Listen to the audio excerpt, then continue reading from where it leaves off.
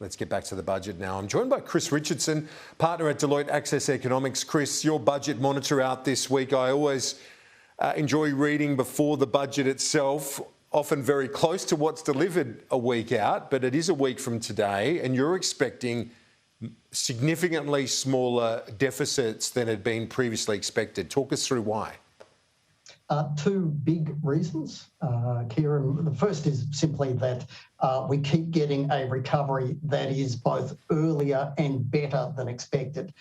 Earlier in terms of the speed of its arrival, and that's good for the budget, but better too. At one stage, we were simply aiming to get unemployment back under 6%. Now, you would probably say, and Treasury may say, we're a handful of months away from getting it to 3.5%. But the other thing is the amazing prices that you are starting to see for a range of things that Australia sells to the world. Basically, we sell energy and food to the world, but so do Russia and Ukraine. And because the war, Russia's war on Ukraine has cut a lot of their supply out of markets, we're getting better prices there. That combination means a lot of extra money in the budget bucket.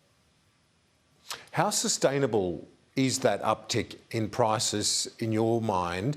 And I know that in your analysis, you suggest that government of whatever persuasion needs to start turning their attention to budget repair in the medium term. Yeah, and those prices are entirely not sustainable. This is the biggest commodity boom Australia has arguably ever had. And history always says these things never last. You can argue how long it lasts, and that remains really a function of any settlement over in Ukraine. And in the short term, sure, it means money for the dollars, money for the budget. Further out you look, those dollars disappear. And the other problem too, it's great that we're getting that recovery that's earlier, but the official figures out of Treasury always eventually assumed a recovery. So both of those things, if you like, the earlier recovery, the amazing prices for things like coal and gas and iron ore, they are temporary helps to the budget. And that's great. It's welcome.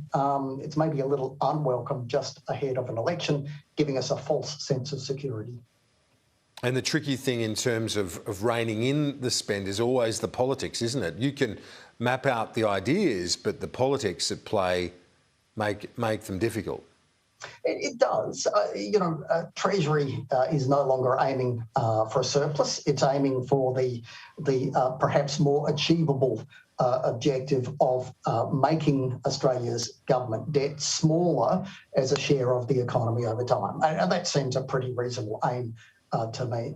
Trouble is, and it's got nothing to do with COVID, everything to do with defence spending, which has got to go up because of ageing autocrats with ego problems is how I'd describe it. And whether we like it or not, that means it's a more expensive world for Australia.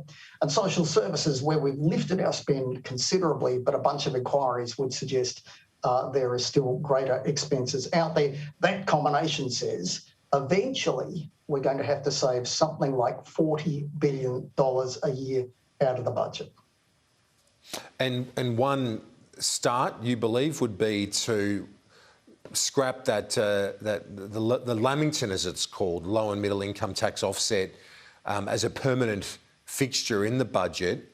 We might see that in this budget next week from the Treasurer, and maybe countered with a short-term temporary payment to help with cost of living. And a short-term temporary payment would be better. The tax offset that you're talking about, part of the problem is its name, low and middle income tax offset. Given the name, you might think it goes to low and middle income earners, and it doesn't. For entirely reasonable reasons, almost half of adult Australians don't pay personal tax. They might be retired, so pensioners, or they might be unemployed, or students, or they might be raising the kids, or they might have a job and not earn much income. If you're in the personal tax net, like the people getting this tax offset, then you're already in the top half of income earners in Australia. It's middle class welfare. It's a doubled up tax cut, and it was doubled up for temporary reasons during COVID. If we hang on to it, it would entirely be because of what's happening around the politics, not the policies.